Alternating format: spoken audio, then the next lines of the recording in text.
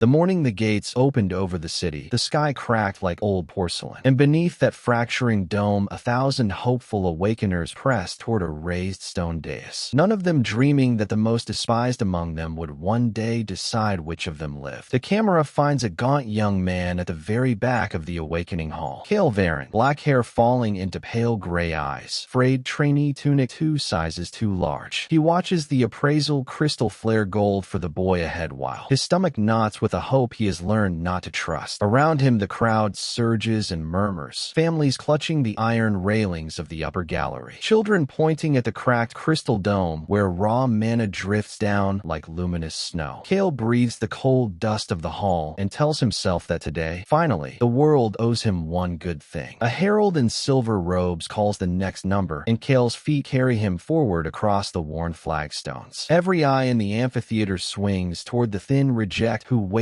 at the back, his heartbeat loud in his own ears, his palms slick where they hover over the crystal's cold blue light. The crystal drinks his touch and hums. For one suspended heartbeat, the entire hall holds its breath while the light gathers in Kale's chest. And then the radiance curdles, sputters, and dies into a sick muddy brown, the dimmest reading anyone present has seen in years. An appraiser leans over the floating script above the crystal, squints, and reads the verdict in a flat bored voice that carries across the stunned silence. Skill name unknown, classification refuse grade, rank F, utility negligible, a devourer of nothing worth devouring. The laughter starts small, one snort from a boy in fine armor near the front, then spreads like spilled oil across the amphitheater. The whole hall rocks with cruel delight while Kale stands frozen at the dais, the muddy light still smearing his face, the pale scar over his eyebrow stark against his flush of shame. From the high dome gallery the scene looks almost tender. One small gray figure alone in a circle of cold stone while the tide of mockery rises around him. Kale lowers his hand from the dying crystal and walks back through the party, jeering crowd with his chin up and his eyes burning. What none of them can see, because no crystal in the city is calibrated to read it, is the faint thread of black filigree sketching itself onto the inside of his right forearm. Thin as a hairline crack in dark glass, it pulses once with a deep ember light before going still beneath his sleeve. He does not understand the mark yet, only that his arm burns as if pressed to a hot iron. He clutches the sleeve to his chest as he shoulders out through the great doors into the gray afternoon, the laughter chasing him down the steps into the smoke and noise of the lower city. That night, Kale sits on the narrow cot of his rented attic, a single candle guttering, and unwraps his sleeve to study the strange black veins by the flickering light. He traces them with a fingertip and feels them warm faintly at his touch, fear and a stubborn flicker of fascination warring across his tired face. When he finally sleeps, he dreams of a vast, lightless mouth somewhere beneath the world, patient and hungry. A voice without sound tells him only this, that everything which dies near him can be eaten, and that what is eaten makes the eater grow. He wakes before dawn with the word devour seared behind his eyes. The Rustgate Guild House at dawn is a soot-stained fortress of iron beams and grime. Kale crosses its muddy training yard with his head down, knowing that word of the refuse grade awakening reached this place hours before he did. Every glance that snags on him sharpened to a blade. In the crowded mess hall, the noise drops by a half step as he enters. Men in scarred leathers nudge one another, and a broad-shouldered veteran flicks a heel of stale bread across the table at Kale's chest, telling the room that the guild has finally awakened a skill fit to clean the latrines for free. Kale catches the bread before it falls, his jaw tight, and sits alone at the end of the longest bench while the laughter rolls over him a second time in as many days. From the shadowed doorway the framing holds on his half-lit face, the small private clench of his fists under the table. The guild notice board is a sneering thing, the lucrative gate jobs already claimed by ranked teams. The only posting left for an unranked F is a rack hull in the gray dungeon, a low gate so worthless that even apprentices avoid it, the pay barely a single meal. And Kale tears the slip down without hesitation. He needs no permission and gets none. The duty clerk barely looks up as he stamps the slip, muttering that the guild is not responsible for what happens to garbage that walks into a gate alone. Kale pockets the paper and walks out past two older hunters, who lean from the rafters to watch him go with open contempt. The gray dungeon's gate squats at the edge of the industrial district, a low arch of shimmering gray light set into a collapsed warehouse, unguarded and reeking of damp rot. Kale stands before it with his cheap iron dagger in hand, the cold radiance washing his gaunt face pale as bone. He steps through, and the world folds. The warehouse vanishes, and he stands suddenly in a dripping tunnel warren of moss-lit stone, the air thick and wet. Faint phosphorescent fungus glowing sickly green along the seams of the walls, the silence pressing on his ears like deep water. The camera tracks him forward down the claustrophobic tunnel, his shoulder brushing slick stone, his breath fogging. Every nerve is strung tight until a chittering scrabble in the dark ahead freezes him mid-step, and a pair of red pinprick eyes ignites in the gloom of a side passage. A dungeon rat the size of a hound bursts from the dark, all matted fur and yellow fangs. Kale barely twists aside as it slams into the wall where he stood, terror flooding cold down his spine, and he scrambles back with the iron dagger thrust out in a shaking two-handed grip. The creature wheels and lunges again, and this time desperation moves faster than fear. Kale drops low and drives the dagger up under its jaw, the blade grating on bone. Hot foul blood spilling over his fingers as the rat shudders, kicks, and goes limp against him in the green-lit dark. He shoves the carcass off and sits gasping in the muck, alive, hardly believing it. Then the black filigree on his right forearm flares to sudden, searing ember red, and a soundless pull yanks at the center of his chest as the dead rat's body begins to crumble into fine gray ash before his widening eyes. The ash does not scatter. It streams toward him in a thin ribbon of gray light, sinking into the glowing mark on his arm. Kale feels it arrive inside him like a swallowed coal. Warmth, then strength, a small clean rush of vitality straightening his spine as floating script looms before his face. The script names it plainly. Essence devoured, vitality increased, the refuse skill stirring awake. He stares at his own hand, flexing fingers that feel suddenly less leaden. The exhaustion of a lifetime of hunger lifting by a fraction. A slow disbelieving understanding spreading across his face in the fungal glow. The skill they branded as trash has just made him stronger by eating what he killed. He says the realization to himself in the dripping dark, and the words settle into his chest like a key turning. The fear in his gray eyes giving way to something sharper and far more dangerous. Purpose. Kale pushes deeper into the warren, no longer fleeing but hunting. When the next rat comes, he meets it head-on, takes a shallow gash across his forearm, but ends it with a cleaner thrust. And again the body collapses into ash that flows home into the burning mark on his arm. By the time he has cleared a dozen of them, his movements have changed, the flinch gone, his footing sure on the slick stone. He stands in a low cavern over a heap of gray dust, chest heaving. The mark now a confident ember glow, a fierce private grin breaking across his blood-flecked face. From a high ledge the camera looks down on him standing small, but no longer afraid in the moss-lit pit. The realization settles in his eyes like a verdict reversed. Every monster he kills will feed him, and the more worthless the world believes him, the more freely he will be allowed to feed. He understands at once that this must be hidden. A refuse grade who grows stronger in secret is a treasure only so long as no one knows he is growing. He kneels at a still pool of black water and rinses the blood from his arm, watching the black veins fade to harmless charcoal in his reflection. Before he leaves, Kale sits a long moment by the black pool and studies the floating script the skill conjures at his will. It is a stark gray ledger that counts every essence devoured and every fraction of strength gained. Cold numbers ticking upward in the dark. There is no skill name in the ledger, only the bleak word refuse where a class should be. And below it a hunger meter that drops a sliver each hour and climbs with every kill. Kale stares at the word that branded his life and, for the first time, feels something other than shame at it. He understands the bargain laid bare in the numbers. The skill must be fed or it gnaws at him, and the more he feeds it, the more it can hold. It is less a gift than a living thing chained to his arm, hungry and patient and his. Kale closes the ledger with a flick of will, equal parts master and prisoner of the trash the world threw away. He rises from the black pool with the cold resolve of a man who has read his own sentence and decided, against all the odds, to make it a weapon. Kale emerges from the gray dungeon as the city lamps are lighting, the rat hole slip filled. The duty clerk at Rustgate barely glances at the proof before tossing him a few thin coins, never suspecting that the boy who walked back out of that gate is measurably stronger than the one who walked in. He returns to the gate the next day, and the next, taking every worthless rat hole and refuse job no one else will touch. Each time he comes back a fraction harder, a fraction faster. The gauntness slowly leaving his frame while the guild laughs at the trash skill freak who keeps volunteering for garbage runs. Within 2 weeks the gray dungeon holds no more terror for him. He clears its deepest chambers alone, hunting the Warren's broodmother to a dead-end cavern where she nests amid a wall of pale eggs. Her blood bloated body twice his size, her mini eyes catching the fungal light as she turns to face the intruder. The broodmother lunges, and Kale meets her in a brutal scramble across the slick floor, ducking snapping jaws, driving his dagger again and again into her soft flank until she collapses. The rush of her essence is a flood that drops him to his knees in the dark, gasping as new strength roars through his veins. When he climbs out from that kill, the mark has spread further up his forearm, the black filigree branching toward his elbow. He wraps it carefully in fresh bandage and pulls his sleeve down, his gray eyes now carrying the faintest amber ring at their edges that he notices for the first time in the black pool's reflection. Word spreads at Rustgate, but not the word Kale fears, only that the refuse grade has somehow survived 2 weeks of solo dungeon runs. The broad veteran from the mess hall corners him in the training yard to demand how garbage keeps coming back alive. Gripping Kale's collar in one massive fist, Kale lets himself be lifted to his toes, keeps his eyes down, plays the cowed reject the man expects. He mumbles that he is only lucky and that the rats are slow, and the veteran sneers and drops him into the mud, satisfied, never feeling the coiled new strength in the thin frame he just manhandled. In the rafters above the yard, the silver-haired S-rank prodigy Sarah Lynn watches the exchange with her ice blue eyes narrowed, here on council business. Something in the way the reject fell, too controlled, too soft a landing for a weakling, snags a thread of her attention before she turns away. That night, Kale counts his slowly growing coins by candlelight and makes a quiet decision that hardens his face. He will keep wearing the mask of the worthless trash skill, let them all underestimate him, and feed in the dark until the day he chooses to show the city exactly what it threw away. The next morning brings a posting that changes everything. A C-rank gate has destabilized in the warehouse district, spilling beasts into the lower streets, and the guild needs bodies. Any bodies, even refuse grade ones, to plug the breach while the rank teams handle the core. Kale volunteers before the clerk finishes speaking. The destabilized gate is a churning wound of orange light in the side of a grain silo. Beasts the size of oxen with chitinous plates and scything forelimbs pour out into the cordoned street, while frightened militia loose crossbow bolts that shatter harmlessly against the armored hides. Kale is shoved to the rear with the other expendables, told to clean up stragglers while the Rayal hunters earn their pay at the core. He watches a plated beast break the line and crush a screaming militiaman's shield, and something cold and decisive settles over his gaunt face in the orange light. He moves before he can think better of it, slipping between panicked bodies. When the beast turns its blind armored head toward fresh prey, Kale is already beneath it, his iron dagger seeking the soft seam between plates that 2 weeks of butchery have taught his hands to find without looking. The blade sinks home. The beast rears, shrieking, and Kale rides the lurch, twisting the dagger until the creature collapses sideways into the rubble. In the chaos, no one notices the dead thing dissolve into a stream of gray ash that pours up his arm. No one but Kale, who staggers under the surge. The strength that floods him this time is an order of magnitude beyond the rats, a roaring tide that crackles in his teeth. Kale grips a broken wall to stay upright, his eyes flooding for one instant with molten gold before he clamps them shut and forces the change back down beneath the surface. When he opens his eyes, they are gray again, only the amber ring brighter than before. He looks at the chaos with new clarity, picking out 3 more stragglers among the rubble, and he hunts them through the smoke one by one. Each kill another swallowed coal of power, feeding the mark up his arm. By the time the rank team seals the gate core and the orange light snuffs out, Kale is leaning against a wall at the cordon's edge, looking suitably terrified and useless, his dagger trembling on cue, while 4 beasts worth of stolen essence sings quietly in his blood and no one suspects a thing. The guild captain tallies the kills credited to the rank team and never thinks to ask how 4 armored beasts ended up dead in the expendable sector. Kale accepts a scornful pat on the head and a beggar's bonus, walking home through the cooling streets with a secret grin he cannot quite suppress. But across the cordon, Sarah Lynn stands over an empty patch of scorched ground, a kill site with no corpse, no blood pool, only a strange residue of gray dust. She crouches to sift it through her gloved fingers with a frown carving between her pale brows, certain now that something here does not add up. She lifts her ice blue gaze and sweeps the thinning crowd, and for half a second it lands on a gaunt gray figure limping away with theatrical exhaustion. The prodigy files the image away in the cold cabinet of her mind, a question she has every intention of answering. Over the following weeks, Kale climbs in secret, taking ever more dangerous refuse jobs, devouring beasts whose essences reshape him from the inside. The threadbare reject of the awakening hall slowly becomes a different creature beneath the same shabby disguise. Broader at the shoulder, steadier in the eye, dangerous in a way he never lets show. He learns the rules of his hunger by trial. Fresh kills feed him most, and in essence devoured grants not just strength, but sometimes a sliver of the beast's nature. The silo beast's armored toughness now living faintly under his skin. A discovery that makes him flex his forearm in the candlelight with wary wonder. He learns the cost as well. Overfed too fast. The mark burns like swallowed lava and threatens to drag the gold up into his eyes against his will. And twice he has nearly lost control in public, saved only by clamping his eyes shut and breathing through the searing pull until it passes. To master the second skin growing within him, Kale begins training alone at night in an abandoned freight yard beyond the city wall. He throws himself through forms with a weighted bar, learning to channel the devoured strength into clean motion rather than let it churn unspent, sweat steaming off his back under the cold stars. Night after night, the freight yard rings with the scrape of his footwork and the hiss of his breath. The camera holds low as he drives a punch into a rusted boiler and dents the iron plate. Staring at the dimple his bare fist has left, a slow grim wonder spreading across his sweat-streaked face. He tests the gold eye flare in private, learning to summon it on purpose. When his eyes go molten, the world slows and sharpens, every drifting mote of dust crisp, his perception expanding to feel the heat shapes of rats nesting in the far rafters above the dark yard. He learns, too, exactly how long he can hold it before the burn becomes unbearable. He counts the seconds aloud in the empty yard, pushing the limit one breath further each night, until the molten gold can ride his eyes for a full minute before the agony forces it down. When he finally lets the gold fade and slumps against a girder, exhausted and exhilarated, he understands that the skill they called refuse is not one power, but a doorway. Every life he ends widens it a little further, and the city has no idea what it is incubating in its gutters. One gray afternoon between dungeon runs, Kale walks the cramped lower city market where he grew up, and a gang of older guild apprentices recognizes the trash skill freak and corners him against a fishmonger's stall. They shove him, knock his coins into the gutter, and dare him to use his garbage power on them. The crowd parting to watch the familiar sport. Kale could end all four of them between heartbeats now, and the knowledge sits hot and tempting under his ribs. But he keeps his eyes down, lets them push him into the muck, and scrapes his fallen coins from the filth with shaking hands. Because the mask is worth more than the satisfaction, and a corpse in the market would unravel everything. He walks away from their laughter with his jaw clenched and his secret intact, and the camera holds on the single ember pulse of the mark beneath his sleeve, the only sign of the storm he swallowed. In a doorway across the lane, a child who once shared his orphanage watches him go with quiet, knowing eyes. That night the child finds him on the attic stair and presses a heel of bread into his hands without a word. The same gesture the veteran, once made as cruelty, now offered as kindness. Kale stares at the bread a long moment, something cracking open in his weathered face, understanding that there are still a few small things worth protecting. Meanwhile, at the council spire of glass and marble, the powerful convene over a polished black table to discuss a wave of anomalous gate activity. A council elder reports a troubling pattern of breaches that seem drawn toward the lower districts, growing in frequency and in grade. Sarah Lind, seated among the officers, lays a sealed vial of gray residue on the black table and reports. The corpseless kills she has begun to track across 3 separate breach sites. They are kills no registered hunter has claimed. The bodies simply gone, only ash remaining where monsters died. An older councilman waves the matter aside as scavenger work or sloppy record-keeping. But the guild spymaster, a thin man with cold reptilian patience, leans forward and asks Sarah to keep watching, his interest sharpening behind half-lidded eyes that miss nothing across the gleaming table. He suggests, in a voice smooth as oiled glass, that an unregistered power moving through the city in secret is precisely the kind of thing the council exists to find and to own. The other officers nod, but Sarah notes the particular hunger in the word own and says nothing. The vertical camera rides the elevator shaft of the spire as Sarah descends afterward, her reflection sliding down a column of black glass, her jaw set. She has just been handed a quiet hunt, and the audience now knows that the net is being woven around Kale long before he feels the first thread. Kale, ignorant of the spire's interest, takes the boldest job of his life so far. A B-rank gate clearance on the city outskirts that a ranked team abandoned as too costly. It is the kind of contract that pays a fortune precisely because hunters have died trying, and he signs the unranked liability waiver with a steady hand. The B-rank gate opens opens onto a blasted volcanic cavern, rivers of slow magma carving the dark, the heat a physical wall. Kale steps through alone into that furnace world with sweat instantly beading on his brow, the orange glow turning his pale eyes to coals as he scans the burning expanse. The cavern's lord is a basalt behemoth, a lava-veined giant whose every footfall cracks the stone. When it senses Kale, it turns with a grinding roar that shakes loose a rain of glowing scree. And for the first time in weeks, the old terror grips Kale's chest at the sheer scale of the thing before him. He does not run. He has spent every night preparing for an enemy he could not yet name, and he lets the gold flood his eyes deliberately. The world slows, the behemoth's molten weak points blooming into view like glowing wounds along its joints, and he moves into the furnace toward a monster 10 times his size. The fight is a brutal dance across cracking stone. Kale ducks sweeping arms of living rock, scrambles up the giant's back, and drives his dagger into a glowing seam at the base of its skull while magma spatters his arm and sears the bandage to ash. The pain a white roar he swallows whole. The behemoth bucks and slams him into a wall hard enough to crack his ribs, the breath punched from his lungs. Kale slides down the hot stone, tasting blood, the gold guttering in his eyes. And in that crawling, desperate instant, he understands that if he loses focus, now the trash skill will become his epitaph. He drags himself up on pure refusal and locks the gold back to full molten blaze. When the giant lunges to crush him, he slides beneath its descending fist and rams his dagger to the hilt into the white-hot core glowing in its chest, twisting until the light gutters and the behemoth topples like a felled tower. The devour that follows nearly kills him. A tidal wave of volcanic essence pours up his arm, the mark blazing so hot it lights the cavern, and Kale screams silently with his head thrown back as the power floods in faster than his body can hold, the black filigree erupting up past his elbow. He collapses across the cooling corpse ash, smoke rising from his scorched sleeve, and lies there a long time in the dimming volcanic glow, simply breathing. The agony slowly recedes into a deep, terrifying new strength settled in his bones. An ocean of fire now banked behind his ribs. When he finally lifts his head, a thin curl of his black hair has gone silver white at the temple, burned by the power he has swallowed. He touches the bleached strand with a sooty fingertip, and a complicated expression crosses his face. Pride, and the first cold inkling that this power is changing him in ways he cannot undo. Kale staggers out of the B-rank gate with a clearance proof and a body that no longer feels entirely like the one he brought in. The duty clerk at Rustgate drops the contract scroll in open shock because no one, least of all a refuse grade, was ever expected to walk back out of that gate alive. The bonus is enormous, more coin than Kale has seen in his life. The clerk's disbelief is so total that he calls the captain, who interrogates Kale harshly, certain he must have stolen another team's proof token. Kale lets himself be doubted, plays the bewildered survivor who got lucky, and walks away with his pay and his secret intact. But a B-rank solo clearance by a known refuse grade is a stone too large to sink quietly. That very evening, the report climbs the chain to the council spire, landing on the black table before the cold-eyed spymaster, who reads the name Kale Varen and underlines it twice with a slow, satisfied stroke of his pen. In the shadowed press gallery of the spire, Sarah Lind reads the same report over the spymaster's shoulder and feels the last piece slot into place. The corpseless kills, the surviving reject the residue of gray ash. Her ice-blue eyes harden with a hunter's certainty as the ghost she has been chasing acquires a face and a name. The spymaster orders Kale watched, not yet taken, wanting to know the full shape of the power before he reaches for it. He assigns Sarah to shadow the boy under cover of a routine guild evaluation, and the prodigy accepts the task with a flicker of something complicated crossing her composed face that even she does not name. But the volcanic devourer leaves a darker residue than strength. That night, Kale wakes from a dream that is not his own, his hands clawed into the cot, a molten rage that belongs to the dead behemoth still smoldering behind his eyes. And he sits in the dark shaking until the borrowed fury drains away and leaves him himself again. He understands, with a cold drop in his stomach, that the essences he swallows do not arrive empty. Each carries a sliver of the beast's nature, its hunger, its instinct, and that the larger the kill, the louder the borrowed voice. The trash skill is not only making him stronger, it is slowly crowding his own self with the appetites of everything he has eaten. Kale spends the small hours mapping the danger, testing how far he can push a devourer before the borrowed instincts begin to bleed into his waking mind. And the answer frightens him. The line is closer than he would like. A narrow margin between a man who eats power and a power that eats the man. He resolves to feed carefully, to never gorge faster than his will can digest. A discipline he does not yet know will one day be the only thing standing between him and oblivion at the world's heart. He whispers the rule to himself like a prayer in the candlelight, and the mark on his arm dims as if listening. Kale, meanwhile, allows himself one night of rest, sitting on his attic cot, turning the strand of new silver hair between his fingers. For the first time, he lets himself imagine a future beyond mere survival, a day when he need not flinch, when the laughter of the awakening hall is answered, and the hunger in him purrs at the thought. The next day, Sarah arrives at Rustgate in her white and silver coat, announcing a surprise field evaluation of all unranked members. Her braided silver hair and frost-edged longsword turn every head in the soot-stained yard, and Kale feels his stomach drop as her clear ice-blue gaze sweeps the line of trainees and settles deliberately on him. She pairs herself with Kale for the evaluation dungeon run, framing it as charity for the guild's weakest link. The watching hunters snicker at the prodigy stuck babysitting the trash skill freak, never guessing she has chosen him precisely because she suspects he is the most dangerous person in the yard. The pair enters a fresh D-rank gate together, a forest of crystalline trees under a violet sky. Kale walks half a step behind Sarah with every nerve screaming caution, knowing he must show just enough competence to survive the test and not one flicker more. His disguise now a tightrope strung over a pit. Sarah leads them deep among the singing crystal trees and then, without warning, stops and turns to face him, her longsword's frost blue edge humming an inch from his throat. In a low, even voice, she asks him to explain the corpseless kills, the gray ash, and how a refuse grade walked out of a B-rank 8 alive. Kale holds very still, the cold blade kissing his skin, his mind racing behind a carefully blank face. He understands in a heartbeat that the lie is over for this one person, and that what he does in the next breath will decide whether she becomes his executioner or his only ally in all the world. He chooses truth, but only a sliver of it. He lets the amber ring brighten in his gray eyes just enough for her to see, and tells her plainly that the world branded his skill as trash and the world was wrong, and that he has grown stronger in the dark because no one ever gave him another way. Sarah's blade does not waver, but her eyes flicker. Surprise, calculation, and something almost like recognition, because she too clawed up from nothing before the world decided to love her. She asks the only question that matters, whether he intends to use what he is becoming to protect the city or to burn it. Before Kale can answer, the violet sky above the crystal forest splits with a deafening crack. A shape vastly larger than any D-rank beast crashes down through the singing trees. A gate warden, an apex predator that should not exist in so low a dungeon, and both hunters are hurled apart by the shockwave of its landing. The warden is a nightmare of black heightened and too many eyes, and it should be impossible here, a sign that the gates themselves are corrupting and growing teeth far beyond their rank. As Kale rolls to his feet among shattered crystal, he realizes the evaluation has become a fight that even an S-rank prodigy may not survive alone. Sarah is already moving, her frostblade carving arcs of pale blue light across the warden's flank, but the monster's hide drinks her mana and barely flinches. Kale sees in an instant that her famous power is not enough, and that to save her he will have to show her, fully and finally, exactly what he is. He stops hiding. The gold floods his eyes to full molten blaze. The black filigree erupts up his arm in ember light bright enough to throw shadows, and Kale moves across the crystal, clearing faster than Sarah's stunned gaze can track, his cheap iron dagger humming with devoured volcanic heat. He intercepts the warden's strike meant for her spine. The blade that should have shattered against the warden's chitin instead punches through it, Kale's volcanic essence burning a glowing wound in the monster's flank, and the apex predator shrieks and rounds on the gaunt boy whose eyes now blaze like twin suns in the violet gloom. Sarah scrambles upright, her ice blue eyes wide. Watching the trash skill reject, she came to interrogate trade blows with a creature that outmatched her. The careful certainties of her whole celebrated life cracked like the crystal trees splintering around them, replaced by a single dazzled thought that the world has been laughing at the wrong man. The warden lashes out with a forelimb the size of a felled tree, and Kale takes it across the ribs. The impact hurls him through 3 crystal trunks in a shower of glittering shards, and he lands in a crater of broken light with blood at his mouth and the gold flickering low in his eyes. He drags himself upright, the devoured strength running thin, the mark on his arm beginning to gutter from the strain. Kale knows he cannot win a war of attrition. He has spent too much essence too fast, and the burn is climbing toward the edge he cannot cross. His molten gaze sweeping the field battlefield for something dying he can devour mid-fight. Sarah, reading his glance and his desperation, makes a choice of her own. She drives her frostblade into the warden's wounded flank and pours every drop of her mana into freezing the creature from the inside, pinning it, slowing it, buying the gaunt stranger the one opening he needs even as the effort drains her white. The warden seizes, half frozen, and Kale hurls himself the length of the shattered clearing. He leaps onto its back and rams his glowing dagger into the cluster of eyes at the base of its skull, the volcanic heat boiling through the monster's brain until its many eyes dim and its towering bulk crashes down into the crystal ruin. The devour that follows is the largest of Kale's life. The warden's apex essence pours up his arm in a torrent of black old light, the strain so vast that his control finally slips, the power flooding past every wall he has built, the gold blazing from his eyes in twin beams as he is lifted off his feet. Sarah shields her face from the storm of light, watching the gaunt reject hang suspended at the heart of a vortex of devoured power, the black filigree of his mark now climbing past his shoulder toward his throat. His whole frame remakes itself before her eyes into something taller, harder, no longer in any way refuse. She understands she is witnessing the birth of a monster or a savior, and that she cannot yet tell which. The light burns her shadow long across the broken crystal, and she stands rooted, her sword forgotten in her hand, her famous composure stripped down to raw, helpless awe at what she has unleashed by testing him. When the light finally collapses inward and Kale drops to his knees on the cracked ground, gasping, the gold receding from his eyes, he is changed, broader, steadier, a fresh streak of silver in his black hair. The first thing he does is lift his head to find Sarah watching him and ask her, exhausted and raw, what she means to do. He asks whether she means to report what she has seen, whether she will run to the council with the truth of the refuse grade who eats monsters and grows. His voice is quiet, but his molten faded eyes are steady. A man who has just shown his deepest card and will not beg for it back. Sarah looks at the devastation, the dead warden's ash, the trembling, transformed boy who could have let her die and instead spent himself to save her. She makes a decision that will set the course of everything to come. She lowers her frostblade, sheathes it, and tells him quietly that as far as the council needs to know, this gate was empty. The two of them limp out of the corrupted D-rank gate together as a fragile, secret alliance, neither fully trusting the other, both now bound by a truth too dangerous to share. Kale, leaning on a crystalline trunk to catch his breath, feels for the first time the strange new weight of having one person who knows exactly what he is, but high above, unseen by either of them. A scrying construct shaped like a black glass moth has watched the entire battle from the violet canopy. As Kale and Sarah emerge into the gray city light, the construct folds its wings and streaks back toward the council spire to lay everything it saw before the cold-eyed spymaster. In the spire's highest chamber, the spymaster watches the moths, recording unfurl across a pane of black glass. The gold eyes, the devoured warden, the prodigy who chose to hide it all. A thin, terrible smile spreads across his reptilian face as he murmurs that the city has grown a weapon in its gutters. He says it almost fondly, tracing the frozen image of Kale's molten eyes with one pale finger, and declares to the empty chamber that he intends to be the hand that wields it. The black glass dims, but his smile does not, and the audience feels the trap begin to close in silence. He does not move to seize Kale yet. Instead, he begins, with patient malice, to arrange the boy's destruction and recruitment as two halves of the same design, engineering ever deadlier gate assignments to push Kale toward the edge, planning to break him until the only shelter left is the council's outstretched, poisoned hand. The first of these engineered trials arrives within days. A falsified emergency posting that sends Kale alone into an A-rank gate mislabeled as a routine sweep. He steps through the shimmering threshold expecting a milk run, only to find himself standing in a frozen abyss where the temperature alone could kill an unprepared hunter in minutes. The frozen gate is a cathedral of blue ice under a starless black sky, vast pillars of frost rising into darkness. Kale's breath crystallizes the instant he exhales, frost climbing his eyelashes, the cold biting so deep that the devoured volcanic essence in his core flares up of its own accord just to keep him alive. He realizes within moments that this is no routine sweep. The gate's rank is a lie, the contract a trap. As a colossal shape uncurls from a glacier at the abyss's heart, a serpent of living ice crowned with frozen spines. Kale understands that someone wanted him here precisely because they expected this thing to kill him. The ice serpent strikes, and Kale barely throws up a wall of volcanic heat in time. The two essences colliding in an explosion explosion of steam that buys him a single breath. He sprints across the treacherous frozen floor with the apex predator coiling after him, his mind racing to turn an ambush meant as his grave into another meal. The fight in the frozen cathedral is the most desperate of his life. Fire against ice, the serpent's coils shattering pillars around him, his borrowed volcanic heat the only thing keeping his blood from freezing solid. Twice the cold drives so deep that the gold gutters in his eyes, and he nearly falls. Only the sheer refusal to die in someone else's trap drags him back up each time. He plants his boots on the frozen floor, forces the volcanic core to roar hotter, and turns his fear into a single hard line of intent. He will not be buried in a lie engineered by a coward in a tower. He wins the only way he can, baiting the serpent into striking a pillar and pinning its skull beneath the collapsing ice. He drives his blade through its frozen eye into the cold fire core beneath, and the devour that follows floods him with glacial essence, a second element to set beside the volcanic. The mark on his throat now branches toward his jaw in cold blue-black light, twin elements warring and slowly balancing inside him. Kale kneels on the cracked ice, steam and frost rising together from his skin, and feels for the first time the strange harmony of holding fire and ice in the same trembling body. Kale staggers out of the A-rank gate half frozen and reborn, two opposed elements churning within him. The duty clerk at Rustgate faints outright at the sight of a refuse grade returning from an A-rank death trap. But Kale's molten eyes are not on the clerk. They are fixed on the falsified contract pinned to the board. He crosses to the notice board and traces the forged seal with a frost-rhymed fingertip, his face settling into something cold and resolved. He understands now that he has an enemy in the high places, someone with the authority to forge council contracts, and the hunted reject of the Awakening Hall is done merely surviving. That night, Kale goes to the only person who knows the truth, slipping through Sarah's window in the officer's quarter. He lays the forged contract on her table and asks her flatly who in the council has the power to rewrite a gate's rank, and the motive to spend an A-rank monster killing a single nobody. Sarah reads the forgery, her ice blue eyes narrowing, and the answer she gives chills Kale more than the frozen gate did. Only a handful of hands could forge that seal, she says, and the coldest of them belongs to the council's spymaster, a man who collects dangerous people the way others collect coins. She tells him, her voice low in the lamplit room, that the spymaster never tries to kill what he can instead own, and that a death trap which failed was likely meant to fail. It was a test, not an execution, and the real danger is the moment the man decides Kale is ripe and reaches out to claim him in person. The warning lands like a stone in Kale's gut, and he stands at Sarah's window looking out over the glittering night city that has never once shown him kindness. He makes a vow that hardens every line of his transformed face, that he will not be owned, not by the council, not by anyone. He will become too strong to claim before the spymaster's hand can close. He tells her, his reflection ghosted on the dark glass over the city lights. Sarah watches him from across the room, and something shifts in her assessment of the gaunt stranger she once held at sword point. She sees not a monster hoarding power, but a survivor who has been hunted his whole life and has finally decided to turn and bare his teeth. Quietly, almost against her will, she offers to help him train, to give his raw, devoured strength the discipline that her own famous control was built upon. The alliance deepens in the weeks that follow as Sarah begins meeting Kale in the abandoned freight yard at night. The S-rank prodigy and the refuse grade reject trade techniques under the cold stars, her precise frost discipline tempering his raw, devoured power into something controlled, two outcasts of opposite fortunes forging a wary trust. She teaches him to layer his stolen elements rather than let them war, to sheath his fists in volcanic heat and his footwork in glacial speed. Kale learns faster than anyone she has ever trained, the devour skill letting him absorb not just monster essence but technique itself, until the student begins, unsettlingly, to outpace the master. In turn, Kale shows Sarah the thing he has shown no one, the gold eye flare at full bloom, and lets her see the world as he sees it when it slows and sharpens. The prodigy who has stood at the top of the city her whole life feels, for the first time, the vertigo of glimpsing a power that dwarfs her own. She chooses, deliberately, not to fear it, standing in the cold freight yard with his molten gaze turned on her. Sarah makes a private peace with the fact that she has bound her fate to something the council would call a catastrophe, and she finds, to her own surprise, that she does not regret it. To test the limits of his control, the two of them clear a corrupted C-rank gate together one night, off the books, a swamp dungeon where bloated leech beasts the size of carts drag themselves through black water beneath beneath a sky of rotting green. The reek hangs thick, and frogs the size of dogs croak warnings into the murk. Kale moves through the leech beasts like a scythe, devouring with surgical restraint now, never gorging, taking only what his will can digest. Sarah follows in his wake with her frost blade ready, watching the discipline she taught take root and flower into something terrifyingly precise, and finding she is glad to have been its gardener. When the swamp lord rises from the mire, a thing of knotted roots and drowned bone crowned with floating corpse lights, Kale takes it apart in a layered storm of fire and frost. Not once does he let the gold spill past control, the kill clean and contained from first strike to last. He surfaces from the devourer steady-eyed and present, no borrowed hunger clouding his face, no dead thing's rage clawing up behind his eyes. Sarah realizes with a quiet thrill that he has mastered the very thing that should have destroyed him, and that the boy they called Refuse may be the most dangerous hunter alive. They walk back through the dark city afterward, two outcasts sharing the easy silence of people who no longer need to pretend. For a moment, the weight of the council and the gates lifts from both their shoulders, and the empty streets belong only to them. Kale admits, quietly, that she is the first person since the orphanage to look at him and not see Refuse. Sarah does not answer in words, but she does not look away either, and the small, unspoken thing that passes between them under the dead street lamps is the first warmth either has known in years. But trust built in secret is fragile, and the spymaster's net continues to tighten. Anonymous rumors begin to circulate at Rustgate that the trash skill freak is consorting with an S-rank officer. Whispers engineered to isolate Kale and to flush Sarah's loyalties into the open, and both of them feel the noose without yet seeing the hand that holds it. The pressure breaks into the open at a mandatory guild assembly in the Awakening Hall, the very amphitheater where Kale was branded Refuse. As he stands again on those worn flagstones beneath the cracked crystal dome, the captain announces that the council has selected the guild for a special high honor mission, and names Kale Varen as a required participant. A murmur of disbelief rolls through the assembled hunters, the same crowd that laughed him out of this hall, now staring in confusion at the reject the council has personally requested. Kale stands very still under the dome's drifting motes of mana, recognizing the spymaster's hand in the summons as clearly as a signature across the sky. From the high gallery where families once watched the awakenings, the camera looks down on Kale alone in the circle of stone, and the symmetry is brutal and perfect. The same hall, the same isolation, but the figure at its center is no longer a frightened boy, and the amber fire in his eyes the crowd cannot read. The high honor mission is revealed to be a council-led clearance of a newly opened S-rank gate that has appeared, ominously, directly beneath the heart of the city. It is a breach so dangerous that the council is fielding its own elite alongside selected guild hunters, and Kale understands at once that he is being placed within arm's reach of the spymaster on purpose. Sarah, standing among the officers, catches Kale's eye across the crowded hall and gives the smallest shake of her head, a warning not to go. But the summons is binding. Refusal would mean expulsion and the loss of his guild standing, and to run now would confirm everything the spymaster suspects. So Kale inclines his head and accepts, walking willingly into the jaws of the trap, his face an obedient mask while his mind catalogues every way the descent might be turned against its architect. The assembly murmurs and disperses, and the symmetry of the hall closes around him like a remembered wound. As the crowd thins, Kale feels a presence at his shoulder and turns to find the spymaster himself standing too close. A thin, smiling man with cold reptilian eyes who has descended from the spire to inspect his investment in person. The air between them goes taut as a drawn wire under the cracked dome. The spymaster speaks in a soft, courteous murmur that never rises above the ambient noise of the emptying hall. Congratulating Kale on his remarkable survival record, he remarks, with a knowing tilt of his head, that the council so values hidden talent, and Kale keeps his face a careful blank while his pulse hammers. He is certain now that the man knows everything, the devour, the gold eyes, the secret climb, and that every courtesy is a thread of the net being drawn tight. The two of them stand a long moment beneath the cracked dome, the predator and the thing he means to cage, neither blinking. The spymaster's parting words land like a verdict, that he looks forward to seeing what Kale can truly do in the S-rank gate, and that he sincerely hopes the boy will choose wisely when the moment of choosing arrives. Then he glides away into the marble corridors, leaving the threat hanging in the dusty air. When the spymaster is gone, Kale lets out a slow breath and unclenches fists he did not realize he had balled, the black filigree under his sleeve simmering with a strain of restraint. He understands that the S-rank gate will be the stage on which the spymaster Master intends to either break him or buy him, and he understands that he must find a third path before then. Some way to walk into the trap and out the other side as no one's weapon and no one's slave. He leaves the awakening hall by the same great doors he once fled in shame, but this time his stride does not falter. Kale spends the days before the mission in a fever of preparation, taking every dangerous refuse job he can to feed the mark and deepen his reserves. He devours beast after beast in the lower gates until the gnawing hunger of his skill is nearly sated and his body hums with banked power. Each night he trains with Sarah until they both collapse, sharpening the edge they will need. They drill the layered strikes, the channeled devour, the discipline of holding an ocean and choosing its shape, and a grim camaraderie grows between them in the cold freight yard. Two soldiers preparing for a war only they can see coming. On the last night before the descent, Sarah tells him the rest of what she has pieced together. The spy master does not merely want a weapon, she says. He believes the corrupting gates are connected to something deeper, an intelligence behind the breaches, a single hand reaching up through the city's wounds. He intends to use Kale's devour skill to consume and study whatever lies at the S-rank gate's core. She warns, whatever the cost to the boy holding the blade. The revelation reframes everything, and Kale sits very still in the lamplight as the true shape of his role finally comes clear. He is not merely bait, but a tool the spy master means to point at a mystery he fears. An expendable mouth to swallow something the council dares not touch directly, turning a devoured beast's essence over in his mind. Kale realizes that the only way to escape being used is to understand the prize before his master does. The morning of the descent breaks blood red over the city. The S-rank gate, a churning crimson wound in the great plaza at the city's heart. A force of council elites in black and gold armor assembles around it alongside the selected guild hunters. The spy master presiding from a raised platform like a thin gray spider at the center of his web. Kale takes his place among the guild contingent, his shabby disguise deliberately maintained, and feels the gate's crimson light pulse against his skin like a second heartbeat. An ancient hunger calls to the hunger in his own mark, and for the first time the devour skill stirs not at his command, but in answer to something beyond the breach. Sarah stands across the formation in her white and silver coat, frostblade at her hip, and the two of them exchange a single charged glance over the heads of the assembled hunters. It is an unspoken agreement that whatever waits below, they will face it as allies first and council servants never. Then the spy master gives the signal, and the entire force descends into the crimson light together. Rank upon rank of armored hunters swallowed by the glow. The plaza empties of all, but the watching crowd held back behind the court, and the great wound in the earth pulses once, as if in welcome. The S-rank gate opens onto a vast underground cathedral of black stone and crimson veins, a place that feels less built than grown. It pulses with a slow, malevolent light, and the descending hunters spread into a wary formation across a floor of obsidian flagstones while the ceiling vanishes into bleeding red darkness above. The deeper they press, the more wrong the place feels. The crimson veins in the walls pulse in time with a heartbeat none of them can hear, and the monsters that emerge from the dark are not the mindless beasts of lower gates, but coordinated, intelligent things that test the formation's edges and retreat. Kale moves through the obsidian cathedral with every sense straining, the gold flickering at the edge of his eyes. He begins to understand that the whole gate is a single organism, that the monsters are its antibodies, and that something at its core is aware of them, watching them descend with cold interest. It is the interest of a thing that has eaten armies before, he realizes, and the knowledge raises the hair on his arms beneath the simmering mark. He keeps to the formation's edge, masking his power, ending monsters with apparent struggle while secretly devouring their essence in stolen instants no one else marks. Partway down a sloping gallery, the formation passes a wall of fused human shapes half-grown into the obsidian, the petrified remains of an earlier force that descended and never returned. Their faces are frozen in the same dawning horror the hunters now feel, mouths open in soundless screams swallowed centuries ago. A council elite touches one and recoils with a strangled cry, and the whole column tightens, understanding they are not the first meal this place has set its table for. The bleeding red light slides over the fused faces like a tongue, and somewhere far below, the cathedral seems to savor their fear. Kale lingers at the fused wall a heartbeat longer than the others, and the mark beneath his sleeve gives a slow, sickened pulse, recognizing the residue of devouring in the stone itself. He understands that this gate has been feeding for centuries, and that the hunger waiting below has had a very long time to learn the taste of the brave brave and the strong. The first true battle erupts when the cathedral's antibodies stop testing and commit. A tide of crimson-veined horrors crashes into the formation from every side, and the council elites and guild hunters lock into a desperate defense as the obsidian floor runs slick and the bleeding red light pulses faster, feeding on the violence. Kale fights at the formation's edge, careful at first to keep up the disguise, but the antibodies come faster and stronger. He feels the spymaster's cold gaze upon him from the rear of the formation, waiting, measuring, expecting the mass to crack under the rising pressure of a battle the council force is slowly losing. The mass cracks when a wave of horrors breaks through and falls upon a cluster of guild hunters Kale trained beside, men who once laughed at him in the Rustgate mess. He watches the broad veteran who threw bread at his chest go down beneath a crimson-veined beast, and something in him refuses to let even his tormentor die here. He moves. The gold floods his eyes to full molten blaze. The mark erupts up his arm in ember light, and Kale crosses the obsidian floor faster than any eye in the formation can follow. He tears the beast off the fallen veteran and ends it with a single heat-wreathed strike, the devourer pulling its essence into him before the entire force. For one frozen heartbeat, the whole battlefield stares. Council elites, guild hunters, the spymaster on his platform. At the refuse grade rejects standing over a saved enemy with molten gold eyes and a glowing black mark climbing his throat. The careful secret Kale has guarded for months shatters in the crimson light of the cathedral. It is exposed before the very people he most needed to deceive, and there is no taking it back. He stands in the pulsing red glow with the dead beast's ash still streaming up his arm, and the silence around him is the silence of a battlefield realizing it has misjudged the smallest figure on the field. The spymaster's thin smile widens with terrible satisfaction, his investment finally revealed in full, and he does not need to say a word. His cold reptilian gaze tells Kale that the trap has closed, that there is nowhere left to hide what he is, and that the only choices remaining are to serve or be destroyed. But before the spymaster can speak his claim aloud, the entire cathedral convulses, the crimson veins flaring blinding bright. From the bleeding darkness at the gates core a voice that is not a voice presses into every mind at once. Ancient, vast, and amused, and the descending force freezes in a wave of cold horror. They did not come to clear this gate, the voiceless voice tells them. They were invited. The words settle into the marrow of every hunter present, and the antibodies abruptly cease their assault and withdraw, leaving the battered force alone in the pulsing dark with a dawning certainty that they have walked into something's open mouth. The thing at the core reveals itself as the crimson light gathers into a towering shape of living shadow and bleeding veins. It is an intelligence old beyond the city's founding, one that has used the corrupting gates as lures, drawing the strong into its belly to feed across centuries of patient hunger. It fixes its attention not on the council elites, but on Kale, recognizing in his devour mark a hunger akin to its own. The towering shadow leans toward the gaunt figure with the molten eyes, and the rest of the force seems to fade from its awareness, as a predator ignores chaff to study the one prize that matters. The core speaks into Kale's mind alone, a pressure behind his molten eyes, naming him kin and offering a truth that turns his blood to ice. His refuse skill, it tells him, was never refuse. It is a fragment of the core's own devouring nature, seeded into the human world long ago. Everything he has eaten has been ripening him to come home and be consumed in turn. The voice purrs, the swallower swallowed, the prodigal fragment returning at last to the hole that birthed it. Kale staggers under the revelation as the battlefield erupts around him, the council force now fighting for their lives. He understands with sick clarity the shape of the trap he stands within. The spymaster meant to use him to consume this thing. The core meant to use the gate to consume him. And he is the contested meal at the center of two ancient appetites, each certain it will be the one to feed. The spymaster, sensing the core's attention and his weapon's hesitation, makes his move at last. He raises a council artifact that floods the cathedral with binding light, meant to chain Kale's will and force the devour skill to his command, his smooth voice ringing out across the chaos with cold authority. Kale feels the cold compulsion close around his mind like a fist, the spymaster's voice in his ears ordering him to attack the core and swallow it whole. The binding light drags at his limbs at his will, trying to reduce him to a blade in another man's hand, and the gold in his eyes flickers with a strain. For an agonized moment, Kale is pulled three ways: the spymaster's binding compulsion, the core's seductive call to surrender and come home, and his own desperate human refusal to be anyone's tool or anyone's meal. The camera camera holds tight on his face, contorting in the crimson light, three hungers warring for ownership of his soul. The gold in his eyes flickers between control and chaos, his whole body trembling at the center of the dead cathedral as the binding light and the cores whisper close over him from opposite sides. He is a man being torn in half by two giants, and for one terrible instant it seems he will simply break. It is Sarah who breaks the deadlock. She drives her frost blade through the council artifact in the spymaster's hands, shattering the binding light in an explosion of frost and sparks. Freeing Kales will at the cost of marking herself a traitor to the council before every elite present. Her ice blue eyes meet Kale's molten gold across the chaos with a single fierce message: that the choice is his and his alone, that she has bought him his freedom, and what he does with it now is the only thing that has ever mattered. She stands over the shattered artifact, sword raised, daring the council to move. Freed, Kale makes his choice in the space of a heartbeat. He will be no one's instrument and no one's prey. And if both the spymaster and the core mean to feed on him, then he will turn his hunger on them both. The gold in his eyes steadies into a cold, terrible resolve as the mark blazes up his throat to his jaw. He turns first on the core, refusing its offer of kinship with a defiance that shakes the cathedral. The ancient intelligence, scorned, abandons seduction for fury, hurling the full crimson tide of its antibodies at the gaunt figure who dared refuse to come home. The dead air filling with a shriek of 1,000 spawning horrors. Kale meets the onslaught head-on, devouring everything it throws at him, each kill swelling the power that climbs toward his eyes. He moves through the crimson tide like a reaper through wheat, fire and frost layered into every strike thanks to Sarah's training. The obsidian floor littered with streaming ribbons of ash flowing home to his mark. The battle that follows dwarfs everything before it, Kale at its molten heart. The surviving council elites and guild hunters caught in his wake. They watch the refuse grade they came to leash become the only thing standing between them and being eaten alive by the gate, and one by one they fall in behind him. But the core is vast and patient, and it begins to learn Kale's hunger as he learns its tide. It withholds its strength, letting him gorge, letting the mark blaze past his jaw toward his temple, and the gold in his eyes burn wild, fating the devourer deeper into a feast that is itself the trap. The core knows what Kale is only now beginning to fear, that a devourer who eats too much, too fast, risks being devoured by the very power he swallows. Kale feels it happening, the essence pouring in faster than his will can shape it, the borrowed appetites of 1,000 kills straining against the walls of his self. The core's whisper returns, sweeter now, promising release if he will only stop fighting and let the hunger have him. For the first time, Kale understands that his greatest enemy is not the spymaster or the core, but the trash skill itself, threatening to consume the boy who carries it, to drown the self in the power. He sways at the heart of the battlefield, the gold blazing uncontrolled from his eyes, his own hunger turning against him like a tide that has forgotten which shore it serves. The borrowed instincts of every devoured beast claw upward through his mind, and he feels himself beginning to dissolve into the very ocean he has swallowed. On the brink of losing himself, drowning in stolen power, Kale hears Sarah's voice cut through the roar. It is not pleading but commanding, reminding him of the discipline she drilled into him in the freight yard. That power unshaped is power that owns you, and that the only way to hold an ocean is to choose its shape. Her words become the anchor he grips against the tide. He stops trying to contain the flood and instead does what she taught him. He gives the devoured power a shape, a purpose, pouring every stolen essence into a single channeled strike rather than letting it churn unspent and ravenous inside him. The gold in his eyes steadies from wild blaze to a focused, sunbright point as he gathers the swallowed strength of 1,000 kills into one blade. The chaos of borrowed hungers falls silent, harnessed at last to a single human will, and Kale stands at the heart of the cathedral remade, no longer drowning, but holding the ocean. The core, sensing the shift, throws everything it has left at him in a final crimson avalanche, meant to bury the defiant meal before it can become a threat. The surviving hunters scatter for cover as the cathedral collapses around them, pillars of black stone shearing away into the bleeding dark. The whole gate convulses in its effort to consume the thing it can no longer seduce, the crimson veins flaring like the arteries of a dying god. Kale walks forward into the avalanche, layered in fire and frost, his iron dagger now a bar of white gold light fed by every essence he has ever swallowed. He carves through the crimson tide toward the pulsing heart of the core, each step costing him blood and breath, the mark blazing across his face. His molten eyes stay fixed on the ancient hunger that meant to make a meal of him, and not the collapse of the cathedral nor the screaming of the antibodies antibodies turns him aside. He reaches the core's heart, a vast pulsing knot of bleeding light suspended in the cathedral's center. And the ancient intelligence makes one last offer in the instant before his blade falls. It promises kinship, eternity, an end to ever being despised. The sweetest temptation it can shape from the wound of his whole mocked life. Kale answers it not with words, but by driving the white gold blade into its heart and unleashing every devoured essence at once in a single annihilating strike. The cathedral detonates with light, and the core's ancient hunger, struck through its heart, recoils and then is dragged inexorably toward Kale's mark. The torrent that follows is vaster than anything he has devoured before. The swallower at last swallowing the thing that meant to swallow him. Kale throws back his head and screams silently as the entire intelligence pours up his arm and into a body that should not be able to hold so much. The surviving hunters shield their eyes from the storm of black old light at the cathedral's heart, where Kale hangs suspended at the center of a vortex of devoured power, so immense it rewrites the air. The crimson veins of the dying gate drain into him, the breach itself collapsing as its animating intelligence is consumed. For one endless moment, no one knows whether a man or a monster will step out of that light. The hunters crouch behind shattered pillars. The spy master shields his cold eyes, and even Sarah holds her breath, her sword forgotten, watching the vortex spin down toward the figure she chose to free. When the vortex finally implodes and the crimson cathedral goes dark and dead, the surviving force lowers their arms to find Kale standing alone at the center of a crater of cooling obsidian. He is transformed beyond anything the awakening hall could have imagined. Taller, harder, a long streak of silver through his black hair. The mark is now a quiet charcoal filigree across half his face, his eyes fading slowly from molten gold back to a gray, permanently rimmed in amber fire. He stands very still in the dead dark, breathing, taking the measure of the ocean now coiled within him, and finding, against all odds, that he is still himself. He has not lost himself. The discipline held, the shape held, and the boy they branded refused stands at the heart of a slain S-rank 8, having devoured an intelligence older than the city. As he lifts his transformed gaze to the watching hunters, the silence is the silence of a world realizing it has been catastrophically wrong about him. The spy master recovers first, his binding artifact shattered, his weapon revealed as something far beyond a leashable tool. The thin, cold man does the only thing his nature allows. He reframes the catastrophe as triumph, declaring to the surviving elites that the council's investment has paid off magnificently. Kale Varen will of course be elevated and rewarded, the spy master announces, his voice smooth even as his reptilian eyes calculate how to cage a thing that just ate a god. He spreads his hands in a gesture of welcome that fools no one, least of all the gaunt figures standing in the crater of obsidian ash. Kale looks at the spy master across the dead cathedral and understands the man's gambit instantly, that having failed to break him, the council will now try to claim him with honors and chains of silk rather than iron. A cold, knowing smile touches the corner of his transformed mouth at the sheer, desperate audacity of it. He has just devoured the one power in this gate that frightened the council, and he is done being anyone's investment. He speaks for the first time in the cathedral's silence, his voice carrying easily through the dead air, and he tells the assembled elites and guild hunters a single plain truth. They branded his skill as trash and laughed him out of the awakening hall, he says, and every monster he killed since that day made him exactly what they now so badly want to own. And they will never own him. Not the council, not the spy master, not anyone who ever mistook his patience for weakness. The declaration lands in the dead cathedral like a second detonation. The surviving hunters frozen between fear and awe, the spy master's smooth facade finally cracking into open alarm. Across the obsidian crater, Sarah moves, crossing the cracked ground to stand at Kale's side in full view of the council she has just betrayed. Her frostblade is lowered but ready, and she casts her lot openly with a refuse grade, who became something the council cannot control. The two of them stand together in the dead red dark, the prodigy and the reject, and the watching force understands that a new power has just declared itself in the ashes of an old fear. The spy master's composure fractures into fury, and he orders the council elites to seize them both, branding Kale and Sarah traitors and threats to the city in the same breath he had used to praise them. But the elites hesitate, looking from their commander to the gaunt figure who just devoured an ancient intelligence and walked out smiling. Not one of them moves to obey. The chain of command that ran through the spy master's cold authority phrase in real time. The elites lowering their eyes rather than meet the amber fire in Kale's, and the thin thin man finds, for the first time in his long career, that his word has become weightless. Into that frozen standoff, the dead gate gives one final convulsion, the crater floor splitting. From the fracture rises a last echo of the core, not its full intelligence, which Kale devoured, but a desperate fragment that lunges for the nearest source of power to rebuild itself, a drowning thing grabbing for any hand. It strikes not at Kale, but at the Spy Master, the coldest hunger in the chamber, wrapping the thin man in crimson light. The Spy Master screams as the core fragment pours into him, his cold composure dissolving as an ancient appetite floods a body never meant to hold it. The surviving hunters scatter as the man who orchestrated everything begins to swell and warp, the crimson light remaking him into a monster of bleeding shadow that lets out a roar of borrowed, ravenous power. The collector has become the very thing he meant to collect, his ambition curdled into a nightmare wearing the rags of his coat. Kale watches his enemy become the thing he had hoped to weaponize, the Spy Master's schemes collapsing into a single ironic horror, as the warped thing that was the Spy Master turns its newborn hunger on the surviving hunters. Kale steps forward one last time, because whatever else he is, he will not let this place feed again. The final clash is swift and total. Kale, now holding the ocean of the devoured core within him, meets the Spy Master's borrowed fragment with the full and disciplined weight of his power, layered fire and frost, and the swallowed strength of 1,000 kills channeled into a single descending strike. He ends the warped thing before it can take a single life, its crimson light guttering out beneath his white gold blade. The monster that had been the Spy Master collapses into ash and silence, and the dead cathedral seems to exhale, the last of its bleeding glow draining away into ordinary darkness. He does not devour the fragment. He lets it die, choosing for the first time to refuse a meal. It is a quiet proof to himself and to the watching hunters that he is the master of his hunger and not its servant, and the deliberate restraint costs him more, in its way, than any kill ever has. As the last crimson light fades from the dead cathedral, the boy they branded Refuse stands victorious over the man who tried to own him, no longer hiding anything from anyone. The surviving council elites lower their weapons, the chain of command broken with the Spy Master's death, the dust settling slow over the obsidian crater. In the silence of the slain, S-rank gate anew and uncertain. Order begins to take shape around the figure at the crater's heart. The city sent down a force to claim a weapon and instead birthed a power that answers to no council. Standing amid the ashes of two ancient hungers it refused to serve, Kale and Sarah climbed together out of the dead gate into the blood-red dawn of the city plaza, where a terrified crowd and the assembled guilds wait to learn what walked back out of the breach beneath their feet. The cordon line tightens, every hand on a weapon, every eye fixed on the rising figures. As the transformed reject emerges fully into the light, amber fire in his gray eyes and a slain god's power coiled quiet within him, the plaza goes utterly still. Not a single voice rises from the thousands gathered, and the only sound is the wind whistling over the dead breach behind him. The city that once laughed him out of the awakening hall falls into a silence far more honest than any laughter. He pauses at the lip of the breach, looking out over the hushed plaza, over the glass towers, and the cracked dome of the distant awakening hall, over the very people who branded him trash. The camera holds low and rising on his transformed figure against the bleeding sky, Sarah at his shoulder, the black filigree quiet on his face. He is a man who climbed from refuse to apex by devouring everything the world threw at him, and the world, looking up at him now, does not know whether to kneel or to run. But far beneath the dead gate, in the deepest dark below the foundations of the city, something stirs that the core intelligence had served and feared. It is an older and vaster hunger that has just felt one of its fragments devoured by a human mouth, and it does not like the taste of the news. As Kale stands triumphant in the dawn, a single crimson eye the size of a cathedral opens in the abyss beneath the world. It turns slowly, with terrible patience, toward the surface and the boy who ate its child, and the rock around it groans with a weight of an attention older than the city's first stone. The crowd does not see it, and Kale does not yet feel it, but Sarah, attuned to mana in ways the prodigy has never fully understood, goes suddenly still at his side. Her ice-blue eyes widen as a deep cold dread climbs her spine, and she turns to look back at the dead breach they just escaped. She is certain beyond reason that whatever they killed below was only the smallest hunger in a far deeper dark. Kale feels her stillness and follows her gaze to the dead gate, and for the first time since the awakening hall a flicker of the old fear crosses his transformed face. The devour mark on his cheek, quiet since the kill, has has just pulsed once with a deep ember light entirely on its own, answering a call from somewhere far below. A hunger is reaching up to recognize the hunger he has become, and the recognition runs both ways, cold and inevitable as a tide turning towards shore. He stands at the edge of the breach with the slain god's ocean coiled inside him and the city silent at his back, understanding at last that the trash skill they mocked has not finished growing. Every monster he killed was only the climb toward an enemy still waiting in the deep. The world which branded him refuse has no idea what is coming for it from below, he realizes, or that the despised reject is now the only thing that stands in its way. He closes his hand slowly into a fist over the quiet, hungry mark, and the dawn light catches the silver in his hair. And as the blood-red dawn breaks fully over the silenced city, Kale Varen turns his amber-rimmed eyes from the dead gate toward the horizon. The leather cord he will soon tie into his hair, and the long charcoal coat he will soon wear are still ahead of him. And somewhere far below, the great crimson eye begins, at last, to rise.